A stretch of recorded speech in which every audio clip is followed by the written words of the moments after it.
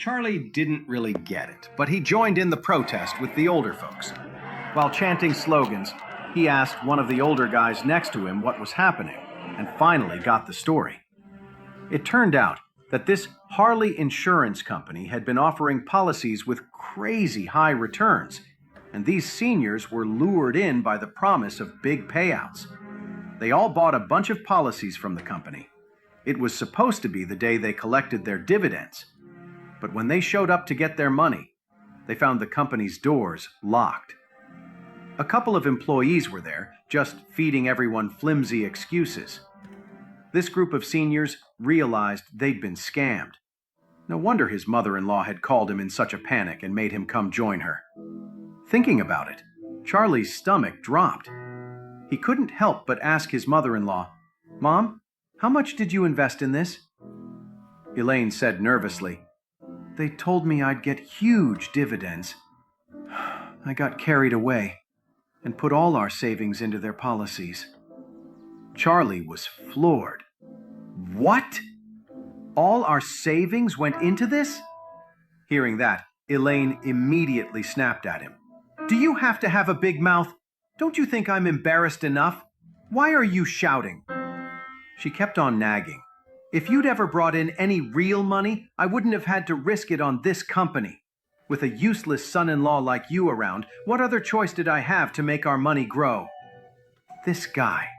It's one thing that he doesn't support the family, but now he's judging her as if he could have done better with that money. Then she said to Charlie, "I'm telling you, you stay here and keep chanting. Don't you dare stop for a second." Charlie could only nod and say, resigned, "Okay, Mom." Just then, a few of the other women came over. They looked Charlie up and down, then asked Elaine, "Elaine, is this your son-in-law?" As they talked, they gave his clothes another once-over, shook their heads, and chuckled. "Why does he look so shabby?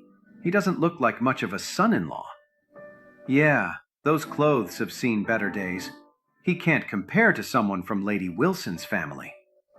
Some people are just so good at putting others down, and every word was dripping with contempt. Charlie didn't care. They were all older women with one foot in the grave, and now they'd lost their life savings. He didn't see any point in arguing with them. Elaine was fuming, and the sight of Charlie just made her even angrier. She snapped, "Look at him. I'm going to make my daughter divorce him in a few days. She can do so much better with a new husband." Charlie scoffed to himself. Even if you gathered all the rich kids in Orris Hill, they couldn't hold a candle to him. Elaine was getting desperate. Charlie was useless. The most he could do was shout slogans for her.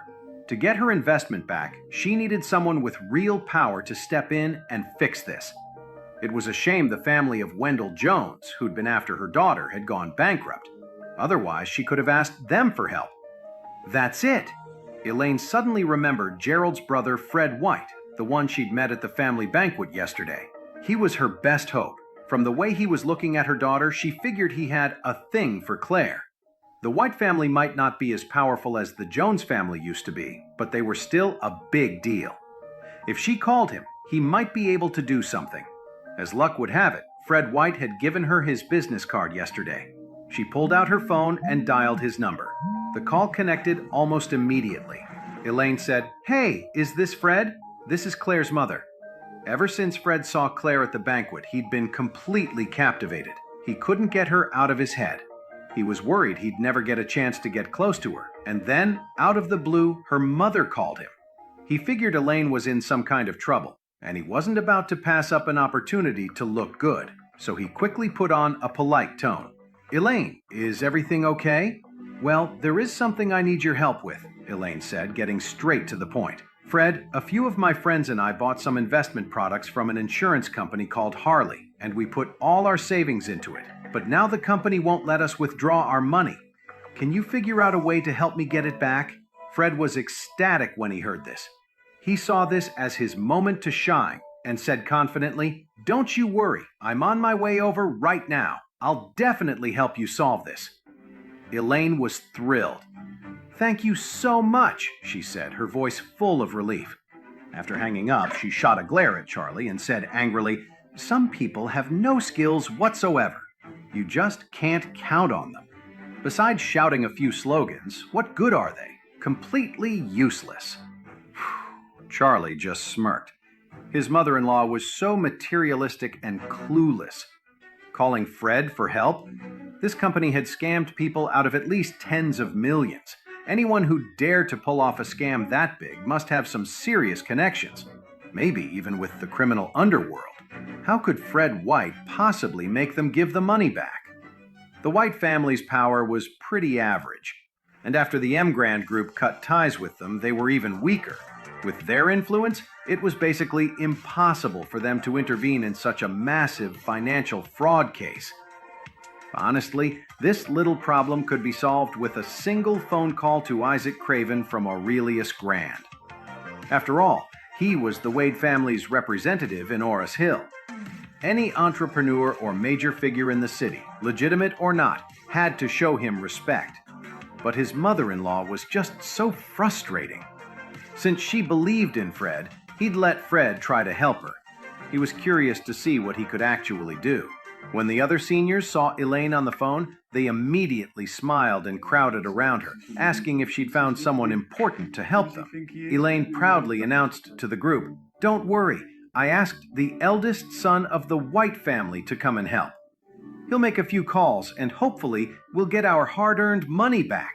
Someone exclaimed, "The eldest son of the White family? Wow, Elaine, you're amazing! You actually know someone that important?" "Yeah, a guy like Fred White must have a ton of connections. Solving our problem should be a piece of cake for him, right? Just a matter of a few words. Elaine, since you have such good contacts, why did you marry your daughter off to a loser like that instead of someone like him?" Elaine shot Charlie a look of disgust and scoffs. "This bum will be kicked out of the Wilson family sooner or later." Charlie didn't say a word. He was just going to wait and watch Fred White show up and completely fail. Soon enough, a black luxury car pulled up slowly in front of everyone. A young man in a sharp suit and leather shoes, looking like a real success story, stepped out of the car. It was Fred White. The seniors around them started murmuring in admiration. "Wow, look at that. Now that's a real catch. What a great potential son-in-law. I wonder what lucky girl will get to be his wife someday. Yeah, if my daughter could marry him, I'd die a happy woman." Get real. In your dreams. He wouldn't even look at your girl. Just then, Elaine spotted Fred and rushed over to him, saying desperately, "Oh, Fred, you're here. I was about to lose my mind." Fred smiled and said, "Elaine, I'm sorry to keep you waiting." Elaine quickly replied, "Oh, Fred, you're too polite. I barely waited 10 minutes. You got here so fast." Fred smiled. "I heard you were in trouble, so I hurried over. I ran a few red lights on the way." Elaine looked proud, but she asked with a show of concern, "Isn't it a problem to run so many red lights?" "Not at all," Fred White said casually. "The traffic cops in the city are all friends of mine. One phone call can make any ticket disappear." After boasting, he changed the subject. "Now, let's talk about you. How much money did you get cheated out of?" Elaine sighed. "It was over $1 million in total. We were supposed to get $200,000 in dividends this month, but now we can't even get our original investment back." Fred nodded and announced loudly, "Don't worry, I'll handle this. Now that I'm on the case, I'll definitely get your money back for you." Just then, he noticed Charlie standing behind Elaine, and his expression shifted. He hadn't expected to see that worthless eyesore Charlie here. Ever since he first saw Claire, Fred White had been smitten. And after his younger brother Gerald mentioned that Claire was probably still single, his interest grew even stronger. So, seeing Claire's loser of a husband, he couldn't help but sneer. He put on a deliberate smile and said, "Oh, look who it is. Charlie's here. Do you have a way to help Elaine get her investment back? Or do you want to give it a try first?" You won't turn around and blame me for stealing your spotlight, will you? Elaine jumped in. Him? Try? That's a joke. What can he do to help? All he's good for is opening his mouth to shout a few slogans. Fred, just ignore him. Fred nodded and said sarcastically, Well, since Charlie here doesn't have what it takes, I guess I'll give it a shot. Charlie just smiled slightly. Go on, Fred. You can do it. Fred laughed with contempt. At that moment, the crowd of seniors swarmed Elaine, all talking at once. Elaine, can you ask this handsome young man to help us too? We were all cheated out of our hard-earned money. Elaine said arrogantly, Oh, I can't ask him to do that for all of you.